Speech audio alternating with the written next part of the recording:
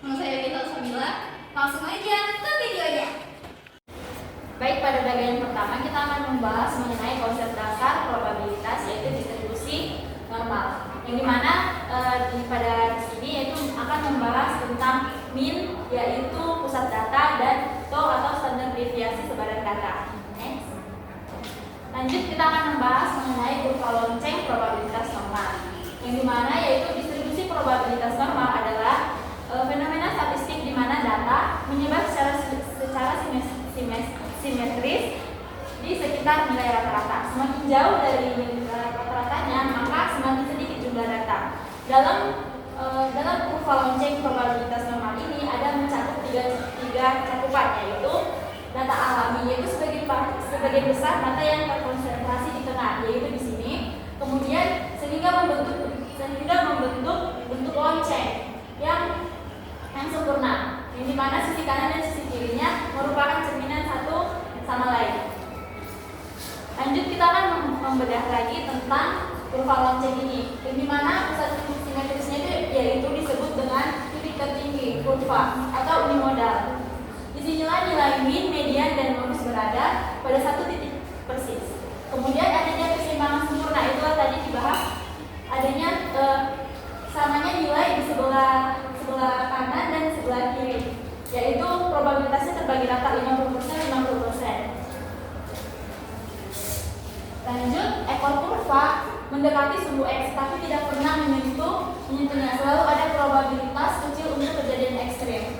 Kemudian yang di sini adalah total probabilitas yang dinilai dengan 1, yaitu 100%, merepresentasikan seluruh kemungkinan data.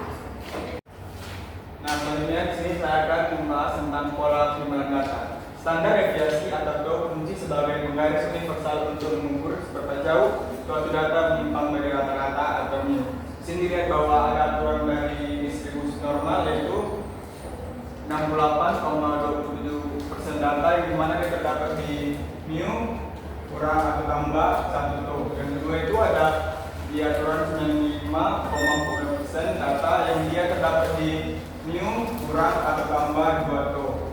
Nah, yang terakhir itu ada aturan 99,73% data yang terdapat di mu kurang atau tambah 3 TO.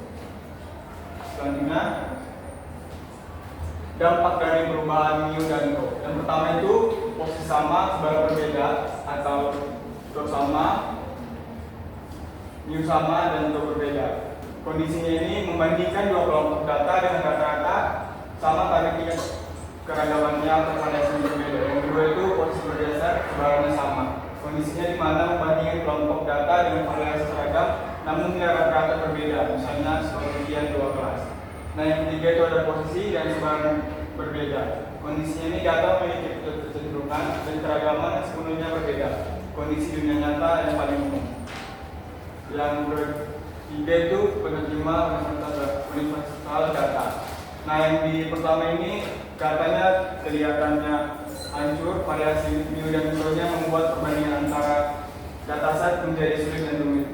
Nah, rumusnya ini berfungsi sebagai mesin yang dimana mengubah kekacauan datanya ini menjadi standarisasi yang menghasilkan distribusi probabilitas nomor baku mu sama dengan 0 dan TO sama dengan 1. Memungkinkan probabilitas dihitung menggunakan satu tabel set universal.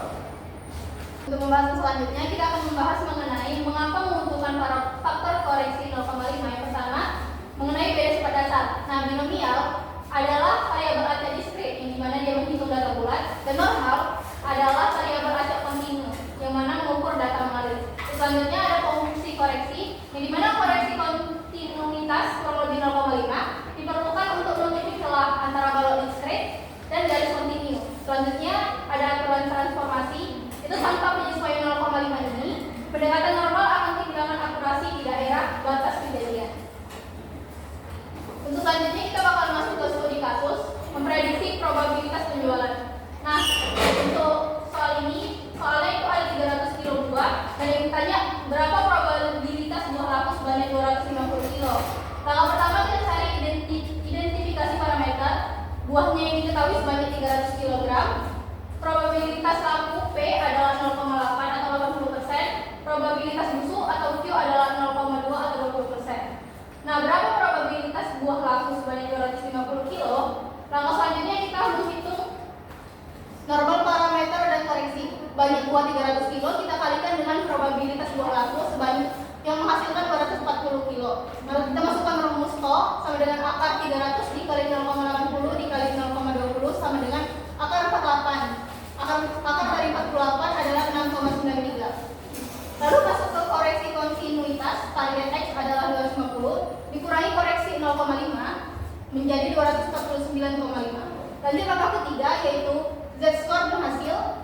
Z 249,5 kita kurangi dengan 240 dibagi 6,93 sama dengan 1,37. Nah, probabilitas Z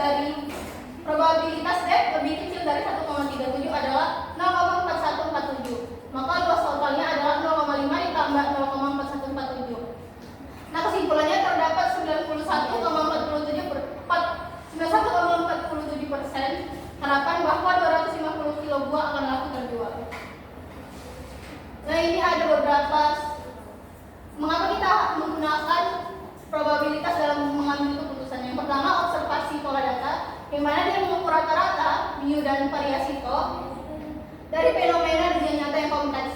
Yang kedua, ada standarisasi Z-score, menerjemahkan data mentah ke dalam skala universal, di mana dia mengubah jarak absolut menjadi jarak relatif. Yang ketiga, ada kalkulasi area, memetakan nilai baku keluasan area di bawah kurva lonceng. Dan yang terakhir, keputusan bisnis menggunakan persentase akhir untuk mengelola resiko garansi atau target penjualan. Nah, selanjutnya ada indikator tentang probabilitas. Di sini, perusahaan PT Gunung Sari mengklaim berat buah mangga mereka itu sebesar 350 gram, sedangkan batas itu ada di 250 gram. Nah, jadi PT Perusahaan Gunung Sari ingin menghitung resiko komplain pelanggan. Bagaimana caranya? Nah, klaim produk mereka itu kan 350 gram, terus ada deviasi 50 gram. Bagaimana menghitung apakah produk ini termasuk aman atau akan mendapatkan resiko komplain yang tinggi? Nah, di sini dihitung dengan Z-score sama dengan 250 dikurang 350 dibagi 50 sama dengan minus 2,00. Nah, berarti kita berada sejauh 2 standar deviasi di bawah rata-rata. Artinya, mangga yang diklaim oleh PT Gunung Sari termasuk aman dari komplain pelanggan. Nah, lalu yang kedua itu tentang jaminan kualitas. Pada PT World Electric, mereka mengklaim bahwa produk lampu mereka dapat bertahan sekitar 900 jam dengan standar deviasi 50 jam. Sedangkan permintaan pasar itu sebesar antara 800 sampai 1000 jam. Lalu bagaimana PT World Electric ini bisa bertahan dengan standar itu? Apakah mereka mengumpuli atau tidak? Lalu bagaimana cara menghitungnya? Dengan menggunakan Z-score, Z1 sama dengan dikali 800 sama dengan 800 dikurang 900 dibagi 50 dengan nilai min 2,00. Selanjutnya Z2 1000 sama dengan 1000 dikurang 900 dibagi 50 sama dengan 2,00. Nah, berarti dia sudah memenuhi target probabilitas dengan P min 2 lebih kecil daripada Z, lebih kecil daripada 2. Oke, selanjutnya ada probabilitas atau hasil akhir. Nah, ini diukur dalam bentuk kurva. Kesimpulannya 95,4% produk berada di rentang promosi. Jadi produk ini sudah aman dan sudah memenuhi standar perusahaan. Lanjut, ini ada pendekatan normal terhadap binomial. Nah, di sini kita dapat lihat perhitungan probabilitas binomial langsung sangat rumit jika percobaan atau N sangat besar. Nah, lalu